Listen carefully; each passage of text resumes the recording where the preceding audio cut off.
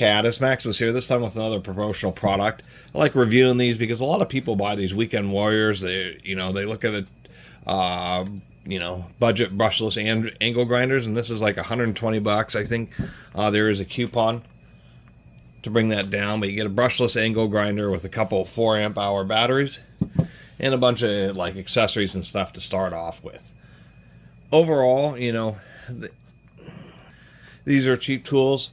I kind of wanted a brushless angle grinder. The brushless motor really leads itself to supposedly have much higher lifespan. But there's just not a lot of reviews yet. They sell a lot of these on Amazon. This one also has this interesting display will display the amount of power or amps current, the motor temperature, and then of course the RPM and another battery gauge. Has some front LEDs, but they're at the top of an angle grinder, so it's kind of like a gimmick. They didn't need to include those. Did come with a much cheaper handle. I did put a little bit better handle on it, but for 120 bucks, a couple 4 amp hour batteries, and getting a little bit later model, it seems that they had some growing pains with manufacturing on earlier models, but they seem to be pretty reliable. They include 4 flap discs, 4 of these metal cutoff blades, gloves, glasses, bag, blade wrenches, even an extra set of blade nuts. Which will bring me to one of the first issues here.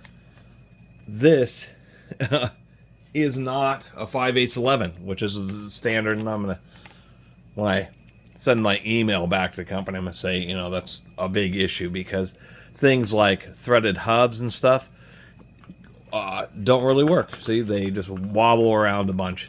And 5/8 is the standard for angle grinders. There's another small standard. For a while, there's 3/8 American ones, but really like Makita, and their 4-inch one is probably one of the most popular in the United States, has a 10 millimeter metric thread. But them choosing to use a oddball 14 millimeter like by one, major problem. This is the proper 7/8 inset rings on these, on the blade nuts. But what it does is now you can't use any kind of threaded hub, and you can't use any disc that may actually have a 5/8 hole in it. You have to use ones that have 7/8, which most cutoff wheels, grinding wheels, and flap discs and stuff do have, but it is unfortunately a pretty big short sight. And other issues like the boss for mounting the guards just a little bit too close, and so the parts of the guard will bump into those screws. Fasteners are small. The Chinese really cheap out on the fasteners a bunch. So besides having an oddball 14 millimeter is the fact that, I charged this one battery, and it was the same level as this. It was about, this is 3 dots.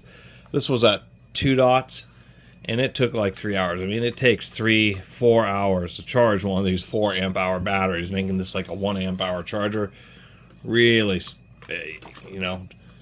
give up. Don't include the gloves, the safety glasses, and the accessories, and give people a better charger that actually will charge the batteries in at least like 2 hours. But 4 hours, a little ridiculous. Some common thing where you can actually get barrel plug chargers and plug them directly into the batteries. We'll take a look inside all this stuff, but that was the basic, besides the cost, it's cheaper than the bare tool of any, professional brand for a brushless grinder. So even if it's, it's going to be a bit weaker, you're not buying one of these thinking it's going to outperform a Milwaukee or a Makita cordless or something. But I think really the people who buy these are like, they look at the cheapest ones and they decide, I don't want the absolute cheapest, and I'll get a step up. Oh, and I almost forgot, the bag that it comes with is way too short. You have to remove the battery and the side handle in order to put the grinder in this bag. Don't include a bag when somebody has to remove the battery and everything off the tool just to place it in the bag. That's more hassle than just having it float around. You know, they included the lanyard. This would really only be useful to tether it somehow, but somebody's just going to tie something around the handle. There's, you know, you'd never put this around your wrist. You couldn't even hold on the handle properly. So some weird decisions.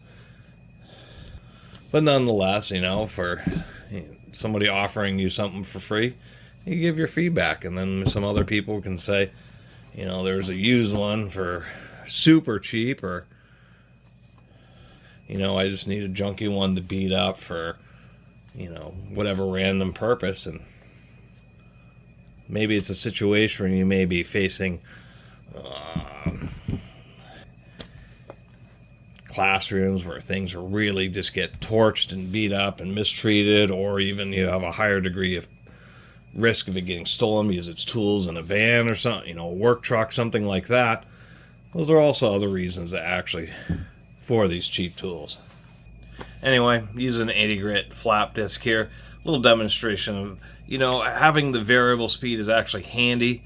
There's many times when you're working with softer materials, particularly sanding discs, where if you go really fast, you end up with excessive clogging issues.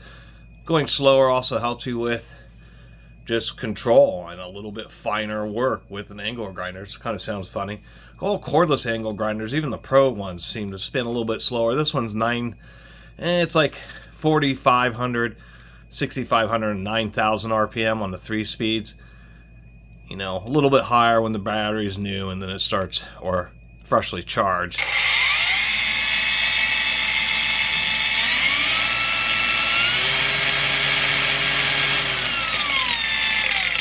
But I'm most interested in seeing how well it compensates for load here. They advertise it has like about 1 foot-pound of torque, 1.2 Newton meters.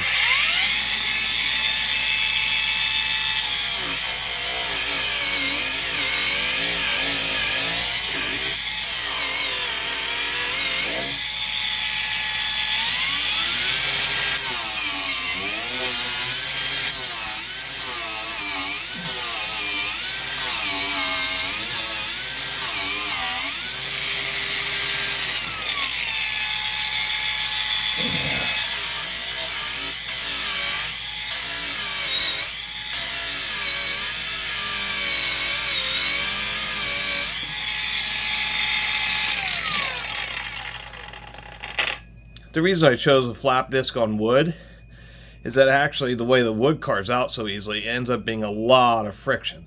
Even more so than unless you're really, you know, than grinding metals and you know, ceramics and cements and that type of stuff.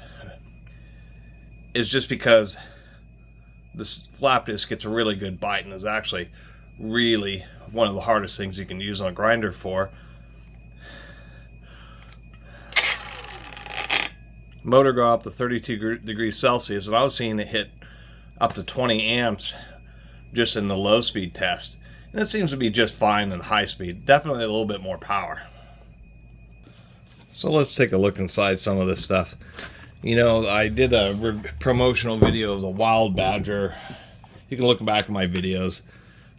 Oh wow, it was a 16-inch, like reasonably powerful brushless chainsaw. Like this brand had been sending out a bunch of stuff to reviewers, and I did a mini teardown just to see what the brushless motor looked like and how big the controller was and stuff. And that company just got so angry at me for doing that, demanded I remove the video and remove the teardown, and I just told them, it's a commercial product you're selling. Anybody can buy it and open it up and see what's inside. And they were complaining about, well, it's our proprietary this and that. And I'm like, it's a mechanical consumer electric chainsaw. I just couldn't figure out what they were talking about. They just did not want me to evaluate the internals, and they never spoke to me again after that. I just couldn't figure it out. So, as with seems to be the standard now, it's cheaper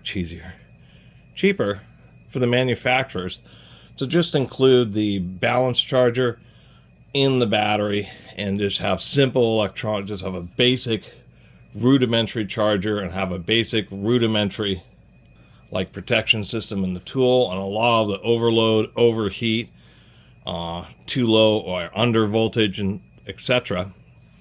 is all held by or all handled by this. That's what those big transistors are. Those are that shut off the output once it reaches a fault condition. We can see there's actually pretty significant little controller chip there.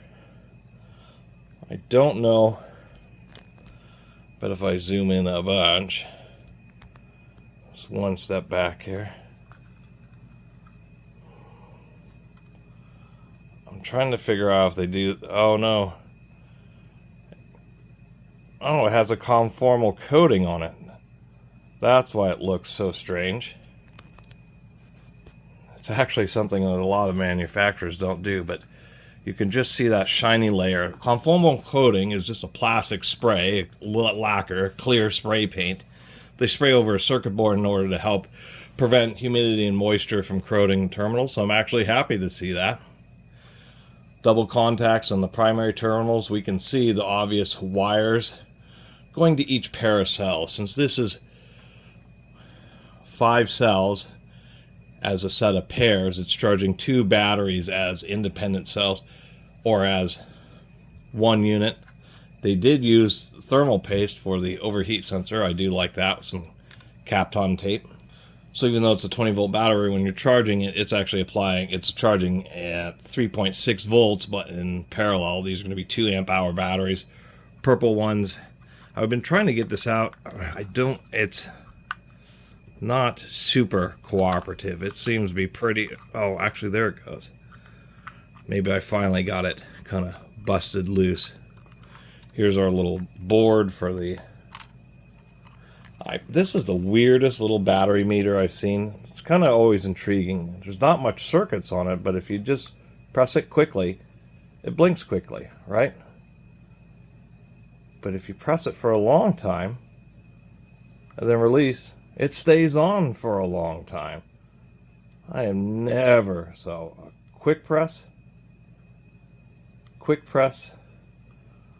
long press.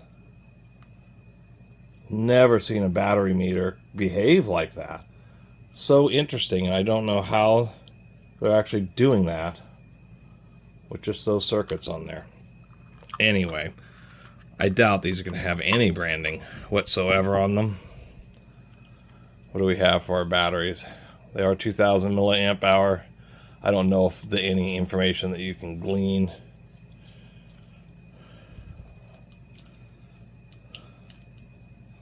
You know, from those numbers can help with anything. Purple batteries. But, you know, they seem to be the pretty standard. Cases are a bit flimsy, seem just a bit cheap, but everything else is just fine. And once again, it has that really weird behavior, to tell you the truth. I mean, that makes reviewing this whole thing worth it, just for a battery meter that operates like something I've never seen before. It's actually kind of interesting. Decent battery. I mean, that is a decent controller in there. And I believe these are Makita style, quote unquote, batteries. Oh yeah, and to answer our question earlier, no, it seems like there's a degree of load sensing, but you can load up the load compensation was not the same as an actual sensor based speed control, but it seemed to do okay. I actually pressed reasonably hard.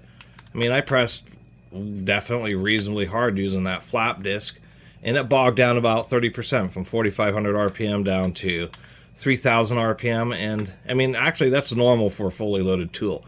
Like older school, like 1960s, 70s Milwaukee quarter drills would actually have 2 RPMs on the drills. One would be no load and one would be full load. Not a lot of airflow through the motor, particularly at the lower speed. And I think it's one of the reasons they have that whole temp thing on there, is to prevent the motor from burning up. That was part of their, earlier pains, growth pains, I'll say. With most grinders, it's handy to still have the wrench around in case a wheel does get stuck. But most times you can just grab and torque on the wheel and get it to unthread. Not always. Sometimes you do need that little screw. Whoop. Just such a shame they chose 14 millimeter instead of 5/8. Initially looked like a 5/8 spindle until I tried putting something on there. I was like, why the heck is it so loose? Really cheesy guard. I may even swap this out. Seems to be a relatively standard diameter. A lot of people take off guards. I recommend keeping them on. It is asymmetrical on this gearbox, so they do have a front on there. I think that's kind of amusing. This little metal ring in here, that's not the top of the bearing. That's a dust shield. So when this rotates around, that ring itself, on bearings, the seals are on the inside. That's the part that rotates. It isn't the outside edge. So what they'll do is they'll have this washer and it'll be tight fit on the spindle, and then this washer will be sized so that it just fits pretty close inside this bore. So any dust that gets in there has to go in, go along the outside edge, and since it's spinning, it wants to throw any dust to the outside edge, so it's really hard for dust to get under that lip and then travel to the center and then get past the seal of the bearing. And that's one of the simple secrets, is just a washer can dramatically enhance bearing life. So after a great deal of soul searching, finally found much more appropriate fasteners that are going to be like the perfect length. I mean, it's amazing how much more grab that fastener is going to have versus this one. And the big shame about something so simple as cheapening out and using really short fasteners for the gearbox is the way the motor's tethered inside the body of the tool instead of the motor being tethered to the gearbox itself. When these screws get loose, it just means that those gears are going to be separating, and they're just going to wear out a whole lot faster. And that's my review. Haven't done a power tool in a minute, and just kind of thought this one was neat with that display. A little bit innovative, but kind of strange, their choices. And the last thing is I don't think that was actually a rubber sealed ball bearing at the back of the motor. Fine grit from the grinder will eventually get in there, and it won't take that long. So there's some things, they're selling these for so cheap, and with a lot of these tools, you just wish they would not include all the accessories and just put a little bit more money into a little bit more quality, Like those screws, that once again, that's gonna be an issue with the gearbox on a grinder. Is those short screws just have so little. I mean, they only had just a tiny amount of thread engaging. They're just going to get loose. A big portion of the longevity of this grinder is simply the fact that I did put in those extra long screws that really have a lot of friction. They have a lot of pulling power. They're not going to want to back out anywhere near as easily because of all that extra friction. And if I put any real use on this, knowing that I'm going to have to take it apart and swap out that back bearing for one that's rubber sealed before it blows out and locks up and spins in the plastic, and that's if the electronics last. Other than that,